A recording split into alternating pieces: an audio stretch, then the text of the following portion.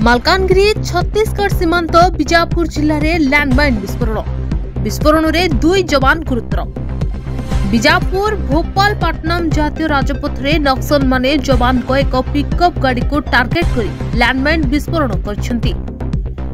गोरला नाला गाँ निकट में माओवादी माने एही लैंडमाइन विस्फोरण करछंती। तेबे विस्फोरण परे माओवादी माने जवान को ऊपर गोली चालना मध्य करछंती। एही घटना रे 2 जन जवान गुरुतर भाव आहत होइतबा बेले आहत जवान को अन्य साथी जवान माने तुरंत प्राथमिक चिकित्सा लगी स्वास्थ्य केन्द्र को आनी चिकित्सा सेवा जोगाई देथिबा देखिबा को मिलिछि। मालकानगिरी अब्दुल गानी को रिपोर्ट द न्यूज टुडे।